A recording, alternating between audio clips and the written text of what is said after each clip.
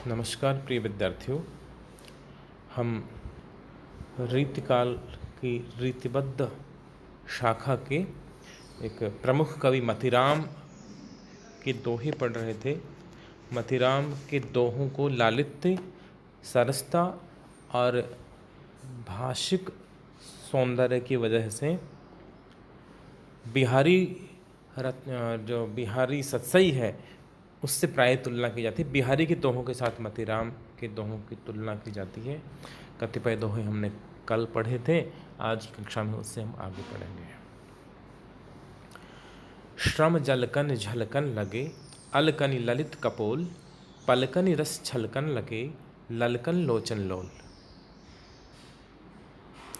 नायिका के श्रम सौंदर्य का वर्णन है। जो नायिका हैं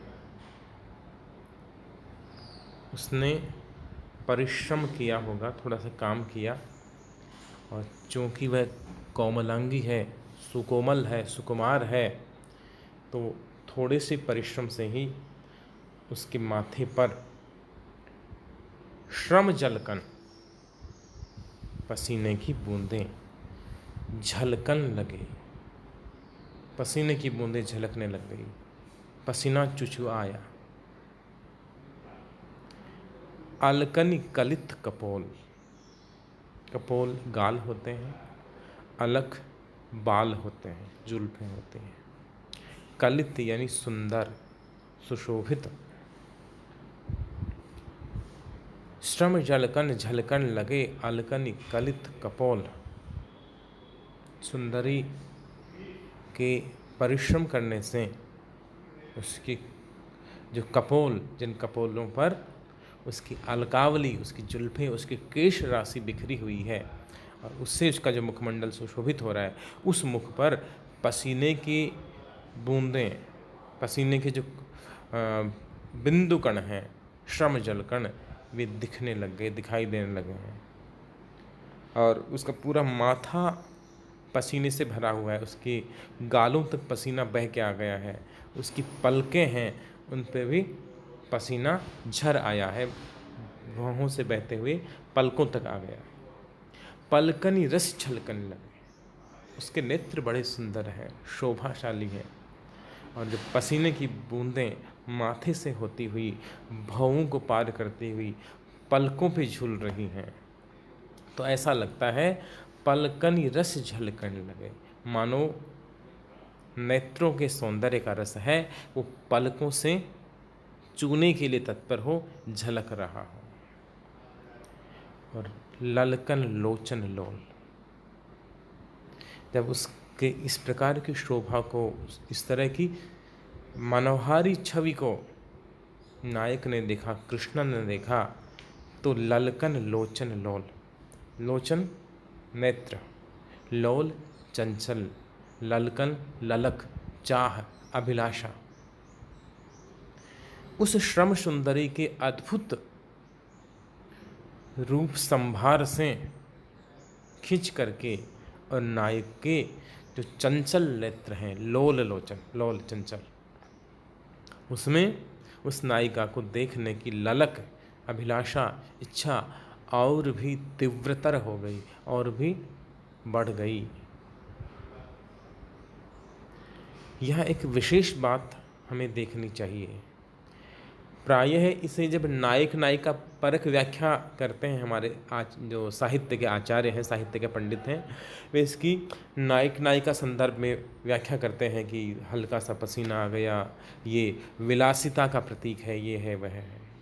लेकिन मुझे लगता है कि हमें इसे हमारी निजी दृष्टि से देखने की कोशिश करनी चाहिए।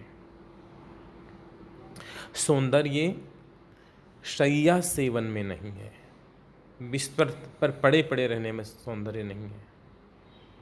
हमारे कवियों ने परिश्रम में, मेहनत में, श्रम में सौंदर्य के दर्शन किए हैं। तुलसी ने भी जब माँ जानकी का वर्णन किया, जब तक वे राजकुमारी हैं, तब तुलसी में झिझक है कि मैं सीता जी का वर्णन कैसे करूं। कहीं पट तरों विदेह कुमारी, सीता की उपमा किससे दूं। लेकिन वही जानकी, वही सीता जब वनवासिनी हो जाती हैं, अपने पति की अनुगामिनी हो जाती हैं, और वहाँ उनके जो माथे पर पसीने की बूंदें चूर रही हैं, पैरों में छाले पड़ रहे हैं, तो उसका बड़ी सहज भाव से, बड़े आत्मी भाव से तुलसी वर्णन करते हैं। वहाँ झिझक नहीं है। पुरती निखसी रघुवीर वधु धरि धीर दिए, मग में डगदे झलकी बलि भाल कनी जलकी, पुट सूख गए अधरा दर्दे। तुलसी बड़ी सहज भाव से उसका वर्णन कर रहे हैं। वहाँ वे कवि को अधिक सुंदर प्रतीत होती हैं। यहाँ भी कवि को नायिका तब अधिक सुंदरी प्रतीत होती है जब वह श्रम करके आई है, जितना उसका शरीर सामर्थ्य है, जितना उसमें जितनी शक्ति है, उतनी उसने मेहनत की और उस मेहनत से पसीने में भीग गई, और तब वह सुंदर है। यदि महल में बैठी रहती, घर में बैठी रहती, श्रृंगार करती, विलासपूर्ण जीवन व्यतीत करती, तो वह जुगुप्सा उत्पन्न करने वाला सौंदर्य होता। लेकिन इस श्रम में अद्भुत सौंदर्य है। कवि कहता भी है, ललकन लोचन लोल। इस श्रम सौंदर्य से, जब माथे से पसीने की बूंदें झर रही हों, वो कपोलों तक बह के आ गई हों, उनसे पलकें भीग रही हों, वह सौंदर्य, वह श्रम के साथ जीवन यापन करने वाला सौंदर्य ही असली सौंदर्य है। भाषा बड़ी मनोहर है यहाँ। जलकन झलकन अलकन कलित कपोल, पलकन झलकन ललकन लोचन लोल। ऐसी अद्भुत संगीतात्मकता कवि ने भर दी है इस दोहे में कि यदि हमें अर्थ समझ में नहीं आए, केवल हम इसे पढ़ें, श्रम जलकन झलकन लगे अलकन कलित कपोल, और पलकन रस छलकन लगे ललकन लोचन लोल, तो पढ़ने में ही एक संगीतमयता, एक नाद सौंदर्य का आनंद अनुभूत होता है। ये मतीराम की काव्य भाषा की सफलता है। अनुप्रास है, स्थान स्थान पर लगे ललकन लोचन लोल, वृत्तानुप्रास ही है। ध्वन्यात्मकता है, नाद सौंदर्य है, और सबसे बड़ी बात कि कवि ने सौंदर्य यहाँ श्रम में देखा है, मेहनत में देखा है, पसीने में सुंदरता को देखा है। अगला दोहा पढ़ता हूँ मैं। चंचलता तो चखन की कही न जाय बनाए, जिन्हें चाह चंचल महा चित्त तो अचल हो जाए। बड़ा सुंदर दोहा है। चंचलता तो चखन की कही न जाय बनाए। चखनी, चखनी शब्द बना है संस्कृत के चक्षु से। चक्षु यानी नेत्र। नेत्रों की चंचलता, आँखों की चंचलता कहीं न जाए, उसका वर्णन नहीं हो सकता। कहीं न जाए बनाए, उसका वर्णन संभव नहीं है। नेत्र इतने चंचल हैं, इतने लोल हैं कि उनका वर्णन नहीं हो सकता। और जिन्हें चाहि चंचल महा चित्त अचल हो जाए। दुनिया में सबसे चंचल क्या है? आँखें चंचल हैं, लेकिन आँखों से भी अधिक चंचल, सर्वाधिक चंचल क्या है? जैसे सबसे बड़ा, सबसे अधिक वेगवान कौन है? तो मन सबसे अधिक वेगवान है। इसी तरह मन सबसे अधिक चंचल भी है। तो नेत्रों की चंचलता है, उसका वर्णन नहीं हो सकता। उन नेत्रों की चंचलता का, चांचल्य का, सौंदर्य का वर्णन संभव नहीं है। जिन्हें चाहि चंचल महा, जिन आँखों को चाह करके, जिन नेत्रों से प्रेम करके। बड़ा सुंदर प्रयोग है। यहाँ कवि को देह से प्रेम नहीं है, नेह है तो नयन से नेह है, स्थूल अन्य अंगों से नहीं। जिन्हें चाहि चंचल महा चित्तो अचल हो जाए। जिन नेत्रों को चाह करके, जिन नेत्रों से प्रेम करके, और जो चित्त है वह भी चंचल हो उठता है। चित्त को महाचंचल कहा, महाचित्तो। यहाँ चित्तो शब्द को देखिए, चित्त का अर्थ है मन, और मन को कवि ने महाचंचल कहा है। जिन्हें चाहि चंचल महा चित्त अचल हो जाए। जिन नेत्रों को चाह करके और मन भी अचल हो जाता है, स्थिर हो जाता है। मन की जो डामाडोल स्थिति है, मन की भटकने की स्थिति है, वह भी अचल हो जाती है। इस प्रकार वे नेत्र अत्यंत चंचल हैं। ये अनूठा प्रयोग मतीराम का है। जयशंकर प्रसाद भी कामायनी में इसी प्रकार का वर्णन करते हैं, चंचल मन का आलस्य। श्रद्धा के सौंदर्य से मनों की स्थिति का जो वर्णन करते हैं, उसमें प्रसाद जी भी मन की चंचलता को समाप्त होने की ओर इंगित करते हैं, चंचल मन का आलस्य कह करके। कवि मतीराम भी यही कह रहे हैं। बड़ा अच्छा दोहा है, प्रेम का बड़ा सूक्ष्म जो वर्णन है वो मतीराम कर रहे हैं। अगला दोहा हम पढ़ते हैं कि नंदलाल के रूप पर, ये देखिए सारे संयोग श्रृंगार के दोहे चलते हैं, उसके बाद कुछ एक दोहे हैं वो योग श्रृंगार के भी आएंगे। नंदलाल के रूप पर रीछ परी एक बार, एक बार, एक ही बार में, पहली बार में, पहली नज़र के प्रेम का वर्णन है। नंदलाल के रूप पर रीछ परी मुग्ध हो गई, मोहित हो गई एक बार। नायिका राधिका गोपिका ने नंदलाल को देखा, कृष्ण को देखा। और कृष्ण शब्द का अर्थ है जो आकर्षित करे, जो खींचता हो, जो मन को खींच ले, जो आत्मा को खींच ले, जो प्राण को अपने से बांध ले, तो सबको अपने ओर आकृष्ट कर ले, वह होता है कृष्ण। तो नंदलाल की रूप पर, कृष्ण के सौंदर्य पर नायिका रीछ पड़ी। यहाँ भी सूक्ष्म वर्णन है प्रेम का, ये अच्छी बात है। मतीराम रीतिकाल के पारंपरिक स्थूल श्रृंगार वर्णन की अपेक्षा सूक्ष्म श्रृंगार वर्णन को अधिक प्रश्रय दे रहे हैं। हालांकि स्थूल श्रृंगार का वर्णन उन्होंने भी किया है, लेकिन सूक्ष्म प्रेम की अनुभूतियों का वर्णन भी कवि कर रहे हैं। नंदलाल की रूप पर रीछ परी एक बार, एक बार में ही, पहले ही बार में नायिका कृष्ण के, नंदलाल के रूप पर, उनके सौंदर्य पर मुग्ध हो गई, रीछ उठी, रीछ पर। और क्या प्रभाव हुआ उसका? कृष्ण को देखते ही अधमूंदी अखियां दई, हे दई, हे विधाता। कृष्ण को देखते ही उसकी आंखें अधमुंदी हो गई, आंखें पलकें, आधी पलकें मूंद ली है नायिका ने, यानी वह स्वयं में खो गई है।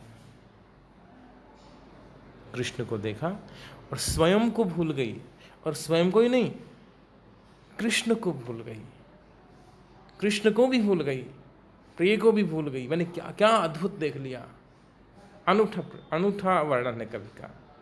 एक गजल में शेर है कि अगर खुद को भूले तो कुछ भी न भूले, अगर खुद को भूले तो कुछ भी न भूले, कि चाहत में उनकी खुदा को भुला दें, अगर हम कहें और वे मुस्कुरा दें।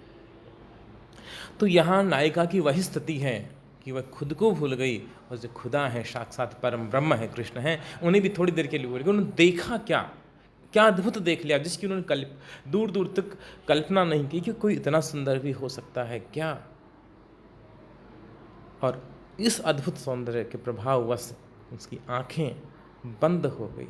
प्रेम की सर्वोच्च अवस्था में ये अभिलाषा रही होती है। जब सीता ने राम को देखा तो तुलसी भी ऐसा ही वर्णन करते हैं कि पलकन हूँ परिहरी निमेश, पलकों ने झपकना छोड़ दिया। या फिर आगे सीता जी ने पलक झुका ली, दीने कपट पलक कपाट सयानी। सीता जी ने मानो राम को लोचन मग राम ही उर आनी, नेत्रों की राह से, नेत्रों के रास्ते से राम को अपने हृदय में प्रविष्ट करा लिया, राम को हृदय में पहुंचा दिया। और दीने पलक कपाट सयानी, पलकों के दरवाजे बंद कर दिए, दिल में तुझे बिठा के कर लूँगी बंद आंखें। जो प्रेम का ये जो मनहर वर्णन है, मनभावन वर्णन है, मतीराम भी उसी परंपरा के कवि हैं।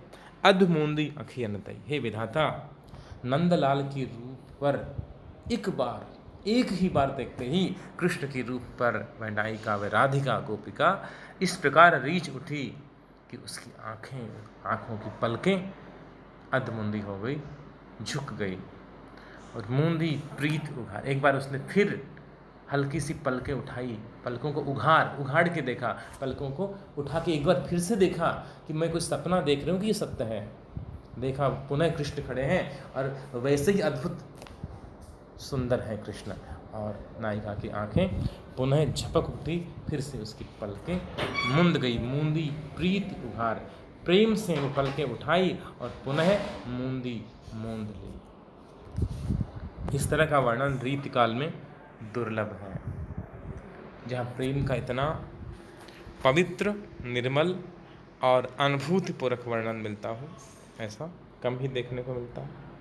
आगे देखिए, आगे नायिका नायक से, कृष्ण से वियुक्त हो गई, बिछड़ गई, कृष्ण नाराज होंगे या उससे अलग हैं, तो उनके विरह में वो किस तरह व्यथित हैं, इसका वर्णन है। एक पक्षीय प्रेम का वर्णन है। रातों दिन जागती रहे, रातों दिन जागत रहे, अगन लगन की मोह, और मोह में बसत है, आंचन आंचन पहुँचत तो। नायिका की क्या स्थिति है, वह कृष्ण से प्रेम कर रही है, अनुराग कर रही है, लेकिन कृष्ण उससे प्रेम कर रहे हैं या नहीं कर रहे हैं, इससे नायिका अनजान है, अनभिज्ञ है। उसे लगता है कि कृष्ण उसे नहीं चाहते, वही कृष्ण को चाह रही है। तो इससे उसके हृदय में प्रेम में वियोग की अग्नि जल रही है। रातों दिन जागते रहे, वह नायिका रात दिन जगती रहती है, न रात को उसे नींद आती है, न दिन में उसकी पलकें लगती हैं। कई बार ऐसा होता है कि हम रात में किसी कार्यवश सो नहीं पाते, तो फिर दिन में थोड़ी देर सो करके और थकान मिटा लेते हैं, लेकिन रातों दिन जागते रहे। लेकिन वह नायिका तो रात में भी जाग रही है और दिन में भी जागती रहती है। क्यों? अगन लगन की मोह में नायिका कहती है कि मैं दिन में सोती हूँ, न रात में सोती हूँ, न मुझे दिन में चैन है, न रात को नींद है। क्यों? कि अगन लगन की मोह, मोह यानी मुझे किसकी आग लग गई, अगन यानी अग्नि, आग, और लगन की, मुझे लगन की आग लग गई, ऐसी लागी लगन, मुझे प्रेम की लगन, प्रेम संलग्नता, ऐसी लो लग गई प्रेम की कि हर समय मैं अपने प्रिय का ध्यान करती रहती हूँ। एक क्षण के लिए भी मेरे चित्त से अपने प्रिय का ध्यान हटता नहीं, इसलिए मैं इसके वियोग में तड़पती हुई न रात को नींद ले पाती हूँ, न दिन में सो पाती हूँ। इस तरह से मैं विकल हूँ, लेकिन मेरी पीड़ा कौन समझेगा? हे कृष्ण, तुम मेरी पीड़ा नहीं समझ रहे हो, तुम मेरे दुख से अनजान हो। मोह में बसत है, ये जो अगनी लगन की मोह, जो मुझे प्रेम की आग लग रही है मेरे, यह मोह में बसत है, ये सिर्फ मेरे हृदय में बसती है, ये आग, प्रेम की आग। मुझे लगता है कि ये द्विपक्षीय प्रेम नहीं है। हे कृष्ण, मैं तो तुमसे प्रेम कर रही हूँ, मैं तो तुम्हें टूट कर चाह रही हूँ, लेकिन शायद तुम मुझसे प्रेम नहीं करते। मोह में बसत है, ये प्रेमाग्नि है, वो मेरे हृदय में बस रही है, रह रही है, लेकिन आंचन पहुँचती तो, ये आग मेरे दिल में सुलग रही है, जो मुझे न दिन में सोने देती है, न रात में सोने देती है।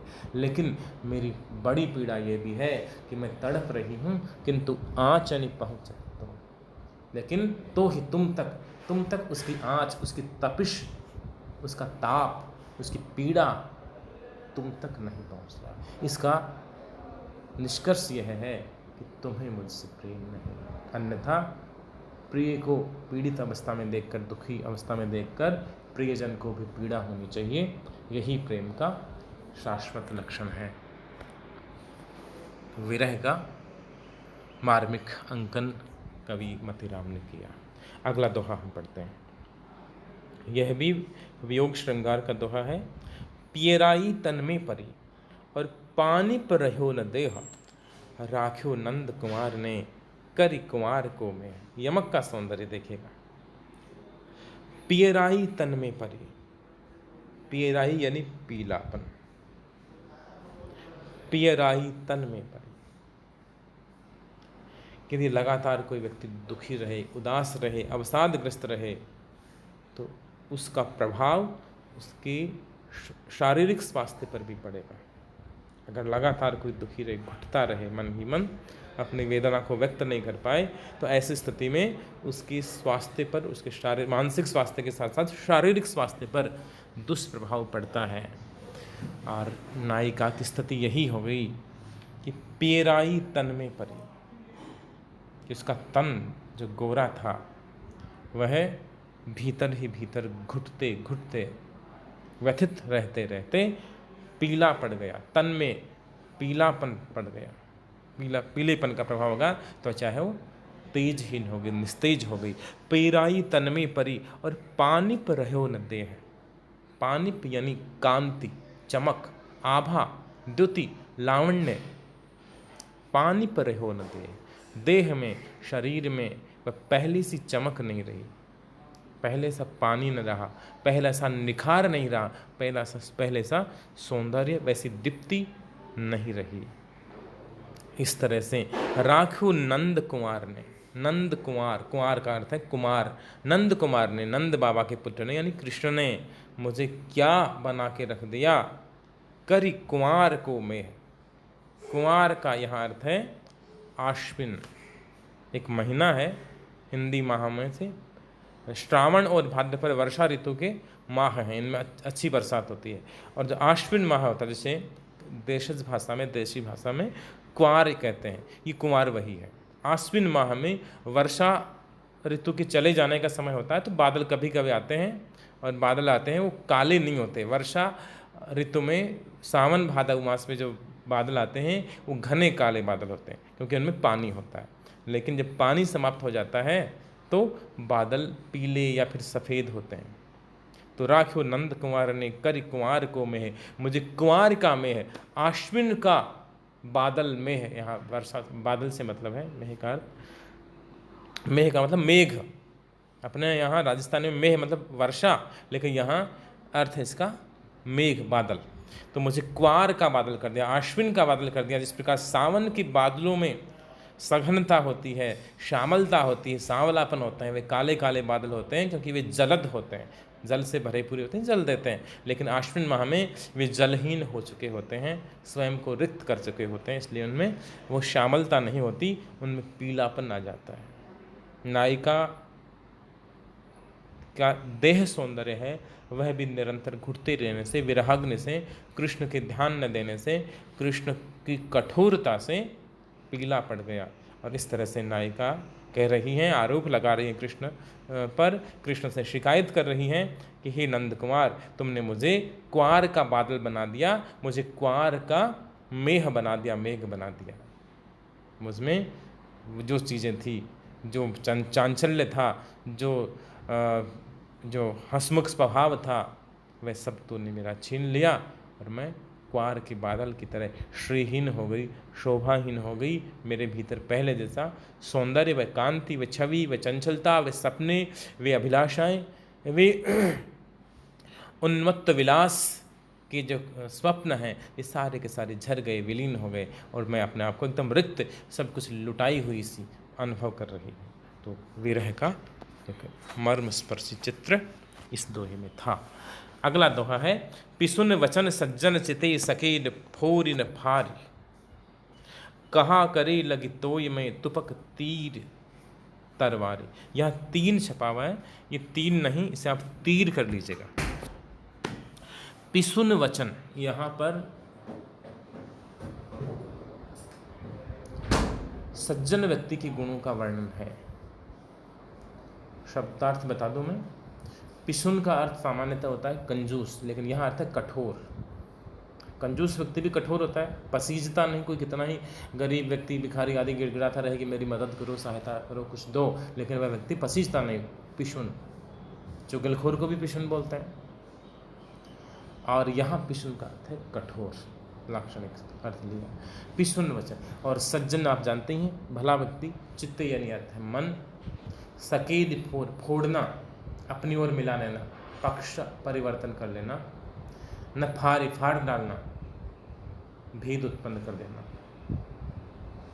कहा करे लगे तोय में, तोय यानी जल होता है, और तुपक यानी कटार होती है। यहाँ तीन छपा है, वास्तव में ये तीर है। तीर का अर्थ आप जानते हैं बाण होता है, और तलवार का अर्थ है तलवार।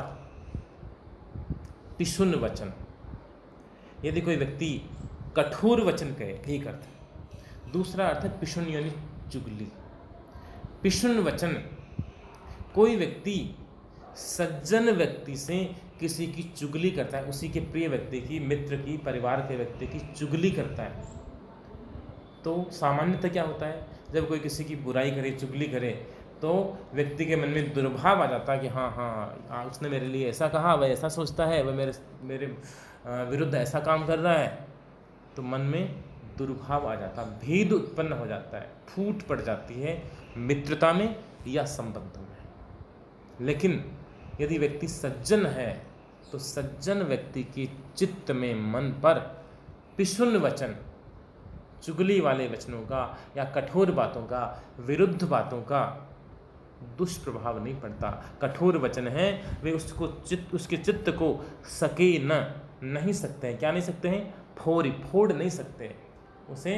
वो जिस पक्ष का है वह उसे छोड़ करके और दूसरे पक्ष में जा मिलने के लिए तैयार नहीं कर सकते, न फाड़ी न उसका मन मेला कर सकते। उसके चित्त में कोई फाड़, कोई भेद, कोई दरार, फाड़ का अर्थ है दरार, कोई दरार उत्पन्न नहीं कर सकते, कोई अंतर उत्पन्न नहीं कर सकते। क्योंकि सज्जन व्यक्ति है उसका चित्त स्थिर होता है, वह सुनी सुनाई बातों पर ध्यान नहीं देता।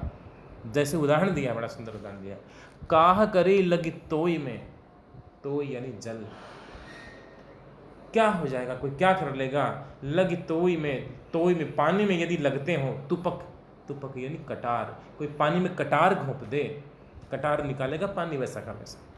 तीर, चाहे कितने तीर मार दे, लेकिन पानी दो हिस्सों में बट जाएगा क्या। कोई तलवार से यदि कोई पानी को काटने का प्रयास करे तो क्या पानी दो हिस्सों में बट सकता है? नहीं बटता। उसी प्रकार से जो सज्जन व्यक्ति होता है उसका चित्त दृढ़ होता है। वह पिशुन वचन से, वह विरुद्ध वचनों से, वह चुगली वाली बातों से, वह कठोर बातों से विचलित नहीं होता और अपने प्रियजन के प्रति, अपने मित्रों के प्रति, अपने से संबंध रखने वाले संबंधियों के प्रति दुर्भाव नहीं पालता, केवल दूसरे की सुनी सुनाई बातों को लेकर के। उसके चित्त को ये जो कठोर वचन, दुर्वचन न तो फोड़ सकते हैं, न उसके मन में कोई दरार, कोई भेद उत्पन्न कर सकते हैं। जैसे कि पानी में कोई तीर मारे या कटार, तुपक कटार होती है, और चाहे तलवार मारे, लेकिन सज्जन व्यक्ति इससे अप्रभावित रहता है। ये बहुत अच्छा दोहा है और प्रासंगिक भी है हर काल और हर परिस्थिति में। सामान्यतः ये होता है कि कोई हमें या हम किसी के विरुद्ध कोई हमें कोई बात कहे, अपने प्रियजन के प्रति, दोस्तों के प्रति, अपने संबंधियों के प्रति, तो हम उन सुनी सुनाई बातों पर विश्वास कर लेते हैं और दूसरे व्यक्ति को बुरा समझने लग जाते हैं, जबकि ऐसा नहीं होना चाहिए। सज्जन व्यक्ति को अपना व्यवहार सदैव अच्छा रखना चाहिए। अगला दोहा है अरुण वरण। अब वापस कवि अपने ही जो मूल अभिरुचि उस पर आ गया है, एक नीति का दोहा पुनः श्रृंगार पे आ गया। अरुण वरण, बरन न परे, अमल अधर दल माझ, केंधु फूली दोपहरी, केंधु फूली सांझ। कवि कहता है अरुण का अर्थ है लाल और बरन शब्द का अर्थ है वर्ण यानी रंग, और बरनी का अर्थ है वर्णन करना, न परे यानी नहीं हो सकता, और अमल का अर्थ है मल जो मलिन ना हो, गंदा ना हो, अमल निर्मल। अधर होठ होते हैं, अधर दल दोनों होठ, माझ यानी मध्य में, माझ का अर्थ है में। अरुण बरण बरनिन परे अमल अधर दल माझ, जो नायिका के अधरों की जो लाली है, लालिमा है, अरुण रंग है, लाल वर्ण है, उसका वर्णन नहीं हो सकता। अरुण बरण बरनिन परे, उसका वर्णन हो नहीं सकता। एक तो वे अमल हैं, निर्मल हैं, अधर दलमाज, जो निर्मल जो अरुणिमा है अधरों की, उसका वर्णन नहीं हो सकता।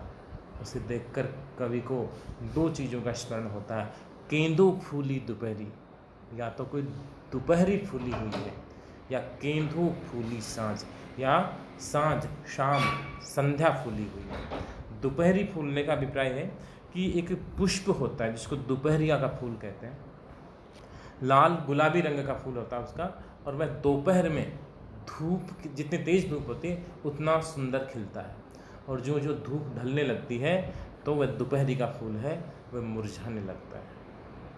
तो केंदू फूली दोपहरी, वे गुलाबी अधर, वे अरुण अधर, वे लाल होंठ हैं। या तो ऐसा लगता है कि कोई फूली हुई दोपहरी, दोपहरी में दोपहरिया के फूल पुष्पित हों, खिले हों। या फिर केंदू फूली साँझ, या शाम जो है, संध्या का जो रंग होता है, सूर्यास्त के समय आसमान का रंग हो जाता है, वैसा रंग उसके अधरों का लगता है। कभी निश्चय नहीं कर पा रहा कि ये फूली हुई दोपहरी है या फूली हुई साँझ है, निश्चय नहीं कर पा रहा, अनिश्चय की स्थिति में है, इसलिए यहाँ पर संदेह अलंकार है। बहुत बहुत धन्यवाद। शेष अंश हम अगली कक्षा में